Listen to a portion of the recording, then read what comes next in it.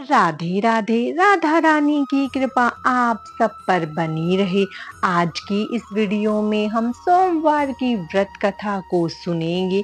कोई भी व्रत उसकी कथा को सुने बिना अधूरा माना जाता है। तो चलिए हम अपनी कथा शुरू करते हैं। एक बहुत धनवान साहूकार था, जिसके घर धन आदि किसी प्रकार की कमी नहीं थी।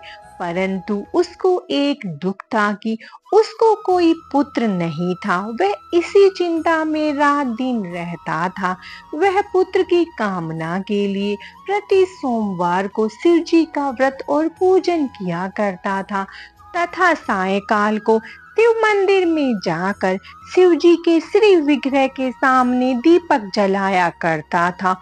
उसके इस भक्ति भाव को देखकर एक समय श्री पार्वती जी ने शिव जी महाराज से कहा कि महाराज, यह साहूकार आपका अनन्य भक्त है और सदैव आपका व्रत और पूजन बड़ी श्रद्धा से करता है।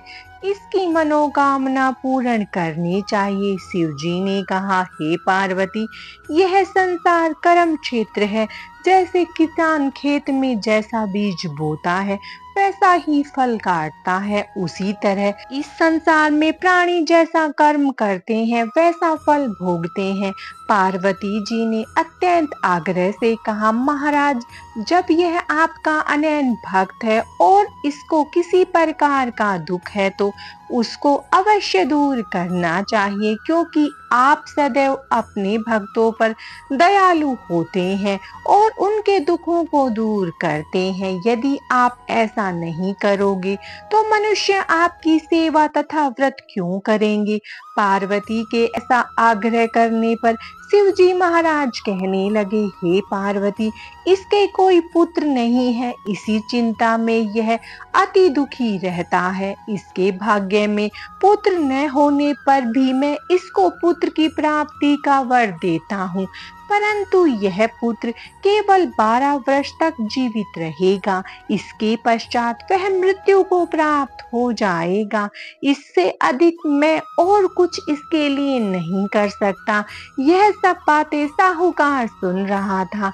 इससे उसको न तो कुछ प्रसन्नता हुई न ही कुछ दुख हुआ। वह पहले जैसा ही शिव जी महाराज का व्रत और पूजन करता रहा।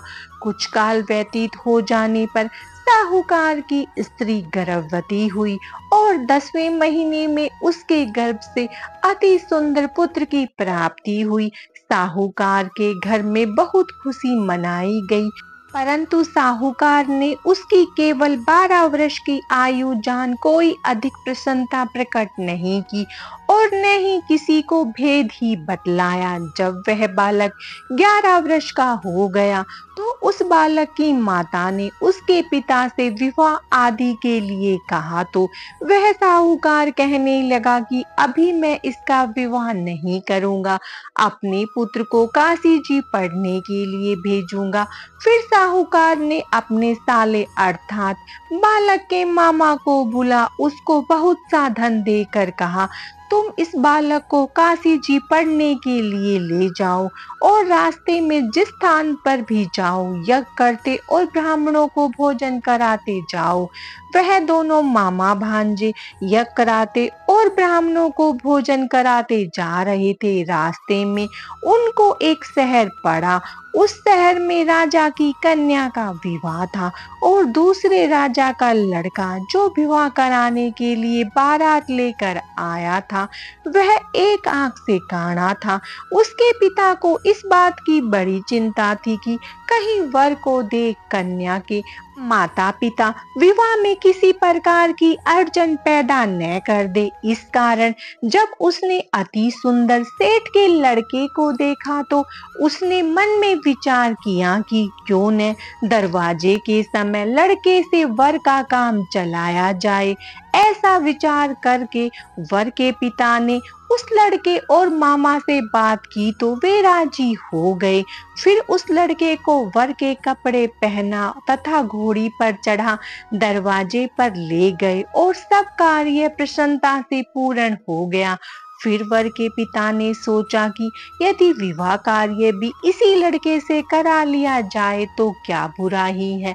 ऐसा विचार कर लड़के और उसके मामा से कहा, यदि आप फेरों का और कन्यादान के काम को भी करा दे तो आपकी बड़ी कृपा होगी। मैं इसके बदले में आपको बहुत कुछ धन दूंगा।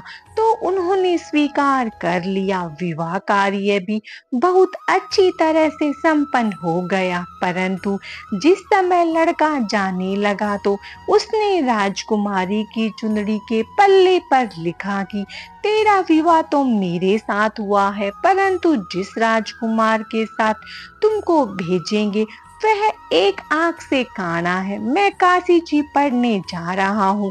लड़के के जाने के पश्चात राजकुमारी ने जब अपनी चुन्नी पर ऐसा लिखा पाया तो उसने राजकुमार के साथ जाने से मना कर दिया और कहा कि यह मेरा पति नहीं है, मेरा विवाह इसके साथ नहीं हुआ, वह तो काशी जी पढ़ने गया है। राजकुमारी के माता पिता ने अपनी कन्या को विदा नहीं किया और बारात वापिस चली गई। उधर सेठ का लड़का और मामा काशी जी पहुंच गए। वहां जाकर उन्होंने यज्ञ करना और ने पढ़ना शुरू कर दिया। जब लड़के की आयु 12 साल की हो गई, उस दिन उन्होंने यज्ञ रचा रखा था कि लड़के ने अपने मामा से कहा, मामा जी आज मेरी तबीयत ठीक नहीं है। मामा ने कहा अंदर जाकर सो जाओ। लड़का अंदर जाकर सो गया और थोड़ी देर में उसके प्राण निकल गए। जब उसके मामा ने आकर देखा तो वह मुर्दा पड़ा है तो उसको बड़ा दुख हुआ और उसने सोचा कि मैं अभी रोना पीटना मचा दूंगा तो यज्ञ का कार्य अधूरा रह जाएगा। अतः उसने जल्दी से यज्ञ का कार्य समाप्त कर ब्राह्मणों के जाने के बाद रोना पीटना आरंभ कर दिया। संयोगवश उसी समय शिव पार्वती जी उधर से जा रहे थे।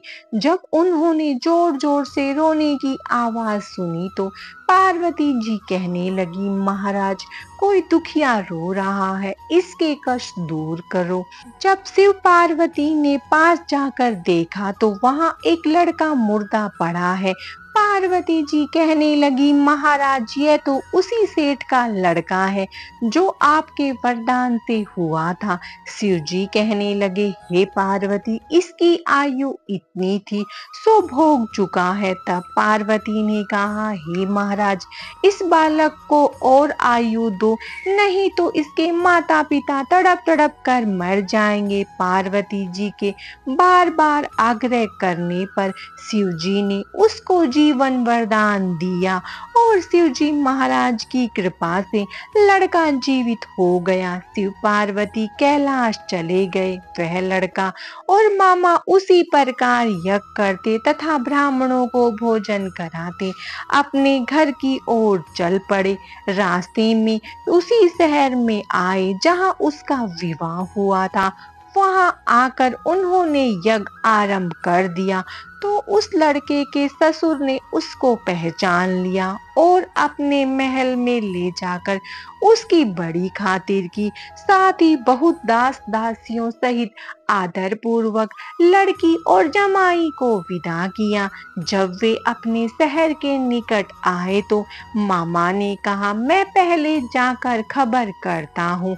जब उस लड़के के मामा घर पहुंचा तो लड़के के माता पिता घर की छत पर बैठे थे और यह प्रण कर रखा था कि यदि हमारा पुत्र सकुशल लौट आया तो हम राजी खुशी नीचे आ जाएंगे, नहीं तो छत से गिरकर अपने प्राण दे देंगे। इतने में उस लड़के के मामा ने आकर यह समाचार दिया कि आपका पुत्र आ गया है, तो उनको विश्वास नहीं हुआ। उसके मामा ने शपथ पूर्वक कहा कि आपका पुत्र अपनी स्त्री के साथ बहुत सारा धन लेकर आया है, तो सेठ ने आनंद के साथ उसका स्वागत किया और बड़ी प्रसन्नता के साथ रहने लगे। इसी प्रकार से जो कोई भी सोमवार के व्रत को धारण करता है अथवा इस कथा को पढ़ता और सुनता है, उसकी समस्त कामनाएं पूर्ण होती है। माता पार्वती और भगवान शंकर की कृपा आप सब पर सदा बनी रहे। हर हर महादेव। राधे राधे।